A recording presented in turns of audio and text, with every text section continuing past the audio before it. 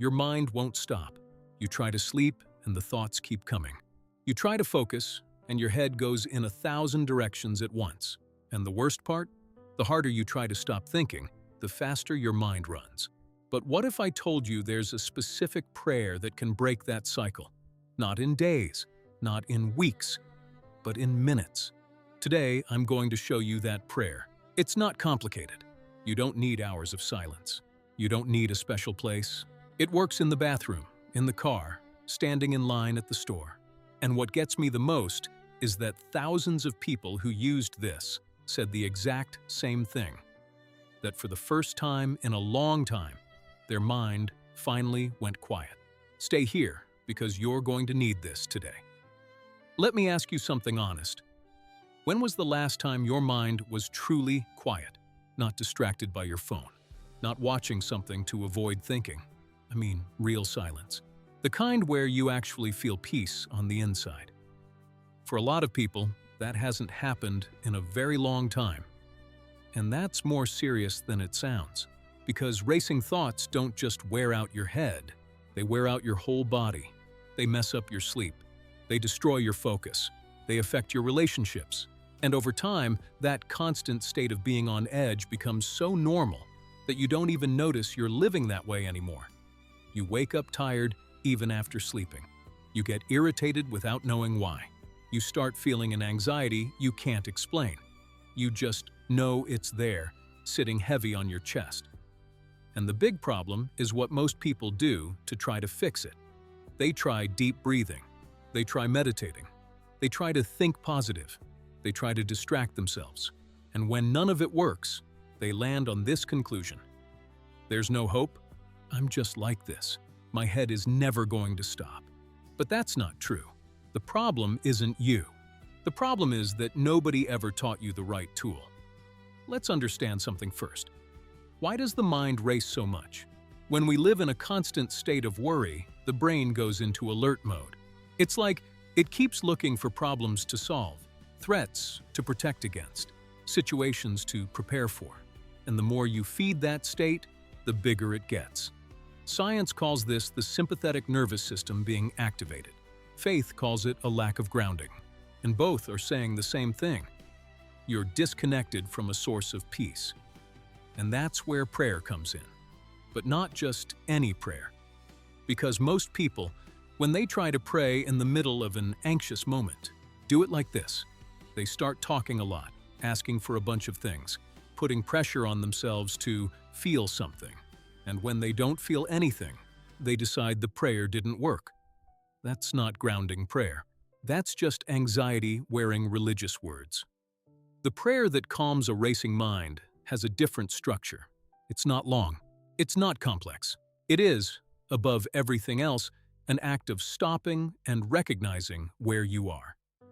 Let me walk you through the 3 things it needs to have. First, recognition. Before you ask for anything, you stop and recognize the state you're in. No judgment, no beating yourself up for being anxious. You simply say, out loud or in your heart, "My mind is all over the place right now. I'm overwhelmed. I'm tired of thinking." That sounds simple, but it's powerful. Because most people try to ignore what they're feeling. And when you ignore it, the feeling gets louder. When you recognize it, it loses some of its grip. In the Bible, Psalm 62 starts exactly like this. David doesn't open with strength or victory.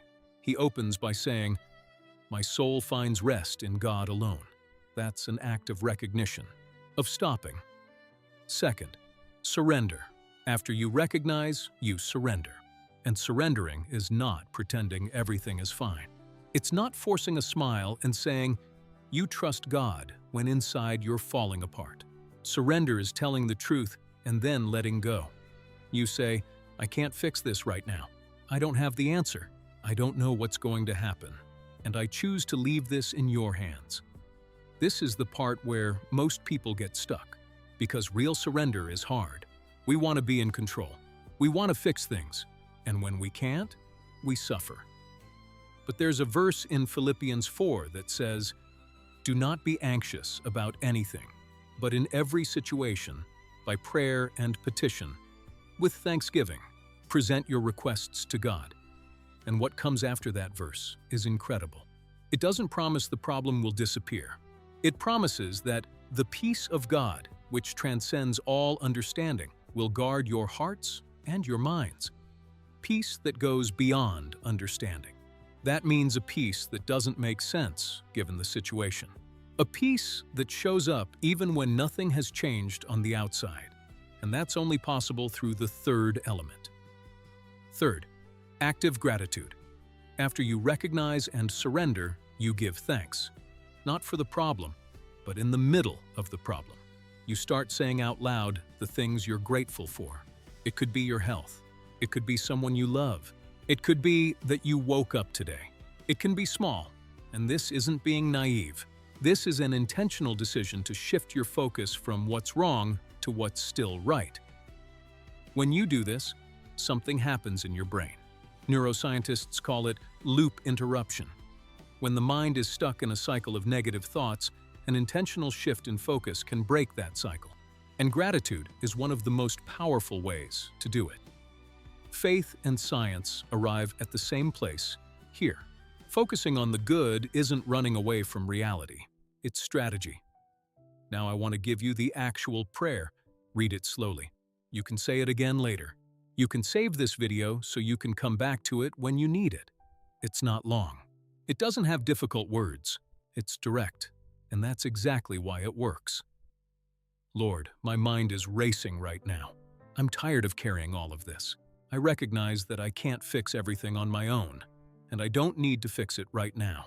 I choose to trust that you are in control of what I can't control. I'm placing this mess that's in my head into your hands. Thank you for the peace that's already on its way. Thank you for every good thing that still exists in my life. Thank you for not leaving me even when I feel lost. Help me breathe. Help me rest. Help me trust. Amen. That's it. But don't underestimate it. Because that prayer, said with sincerity, not as a performance, that prayer changes something on the inside. Maybe not in the first second. Maybe it takes 2 or 3 minutes. But something shifts. Your breathing changes. Your shoulders drop. Your thoughts start to slow down. And you don't need to understand exactly how it works to let it work. I've talked to people who told me they used this prayer at 3 in the morning, in the middle of a full anxiety spiral, unable to sleep, heart pounding, and that within a few minutes they felt a calm they couldn't explain. It wasn't that the problem was gone. The problem was still there, but the peace came anyway, because that's exactly what God promises. Not a life without problems, a peace that doesn't depend on the problems. So, to wrap up, let me recap what we covered today. Racing thoughts are not a flaw in you. They're a sign that you've been trying to carry too much, alone, for too long. The right prayer isn't long or complicated. It has 3 parts. Recognize where you are, surrender what you can't carry, and be grateful for what's still good. And when you do that for real, not as a ritual, but as a sincere act of faith, something changes on the inside. In the place where no breathing technique and no distraction can reach. That peace is real. It's available to you right now, and you don't have to earn it. You just have to stop, open your hands, and let it come. If you want more prayers like this one, subscribe so you don't miss the next video.